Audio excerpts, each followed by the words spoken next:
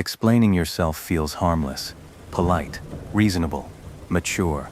You tell yourself, I just want to be understood. I don't want conflict. I want clarity.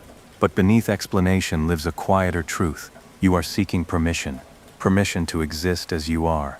Permission to choose. Permission to be seen as good, rational, acceptable.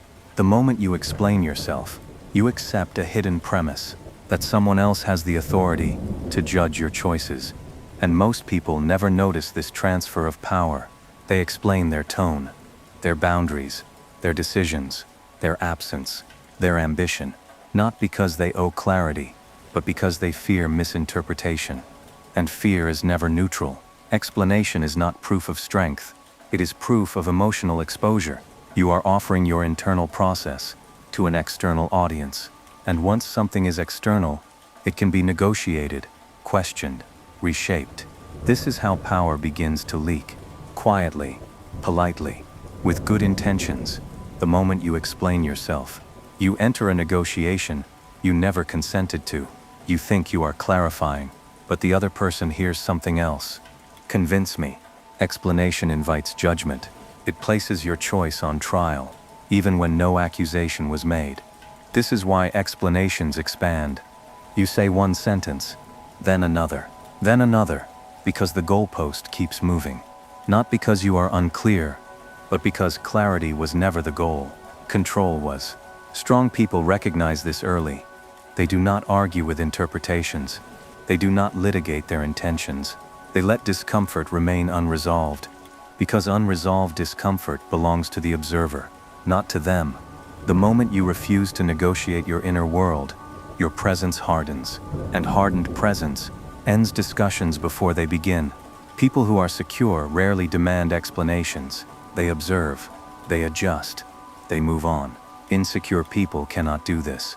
They need reassurance. They need alignment. They need confirmation that they still matter. So they ask, why didn't you reply? Why did you do it this way? Why didn't you tell me? These questions are not curiosity. They are bids for emotional access. When you explain, you feed the insecurity. When you don't, it grows louder. This is why boundaries often anger people, not because the boundary is unfair, but because access was revoked. The disciplined man understands this. You are not responsible for regulated other people's insecurity. Silence is not cruelty, it is containment. Being misunderstood is one of the most powerful disciplines. Most people would rather be exhausted than misunderstood, rather over-explain than be misjudged, rather dilute themselves than be seen incorrectly. This is weakness disguised as kindness. The strong accept misunderstanding as the price of autonomy. They know, if you try to be understood by everyone, you will be owned by everyone. Misunderstanding filters. It removes those who require constant explanation. It repels those who confuse access with entitlement. It exposes who respects you and who only tolerated you when you were available. The man who can stand alone in misunderstood silence has crossed an invisible threshold from approval to authority. The final stage is simple and heavy. You no longer feel the urge to explain, not because you are numb, not because you are arrogant, but because you are settled. Your choices are aligned. Your values are internal. Your validation is complete. You move with intention, not apology. At this stage, even silence feels generous, because you understand the truth most never reach. You do not owe your inner world to those who did not earn entry. You do not owe comfort to those unsettled by your strength. You do not owe explanation for choosing yourself. Explaining yourself is not honesty, it is exposure. And the man who no longer exposes himself unnecessarily cannot be negotiated, cannot be rushed, and cannot be owned. Eventually, something shifts. You stop narrating your life, and your actions begin to speak without translation. You don't announce boundaries, they are felt. You don't justify absence, it is accepted. You don't explain direction, it becomes obvious. This is when people stop questioning you directly and start talking around you, because explanation is gone, and explanation was their leverage. Your life becomes quieter, cleaner, less crowded, not because you pushed people away, but because only those who understand silence can remain. This is not loneliness. This is refinement. The most powerful decisions are rarely explained. They are felt, observed, accepted. Authority does not argue for itself. It moves and lets the world catch up. This is why leaders speak less. Why strategists delay words. Why dangerous men do not narrate their choices. They let reality explain for them. You do not owe everyone access to your reasoning. You do not owe comfort to curiosity. You do not owe explanations to those who question your right to choose. When you stop explaining, you reclaim authorship of your life. Not aggressively, not loudly, quietly, decisively, irrevocably. The moment you stop explaining, the dynamic changes. People pause, they recalibrate, they question themselves. Because explanation reassures others, and withholding it removes reassurance. This does not mean rudeness. It does not mean arrogance. It means finality. Your actions stand on their own. Your decisions speak without footnotes. Your silence closes negotiation. Those who respect you will adjust. Those who relied on access will resist. That resistance reveals everything.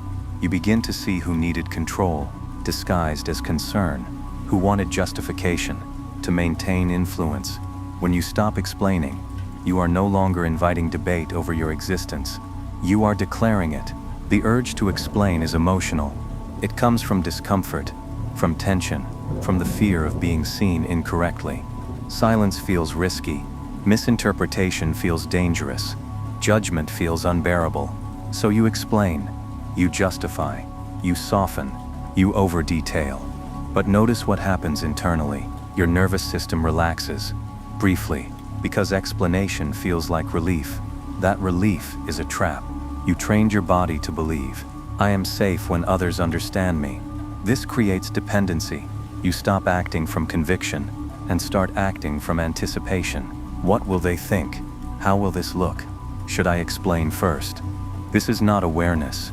This is self-surveillance.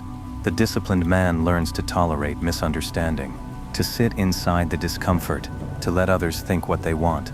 Because clarity that costs self-respect is too expensive. Ask yourself a difficult question. Who gains when you explain yourself? Not truth, not clarity, leverage. The more you explain, the more material others have to work with. They learn what you care about, what you fear, what bothers you, where you hesitate. Explanation turns your inner world into a map, and maps are used for navigation, not understanding. This is why manipulators provoke explanation, why insecure people demand it, why weak authority relies on it. Why did you do that? What do you mean by this? Explain yourself. These are not always questions. They are positioning moves. If you explain, you step into defense. And whoever defend has already surrendered ground. Strong people don't rush to clarify. They let misunderstanding exist because they understand something others don't. Those who matter don't need explanations. Those who demand them often don't deserve them.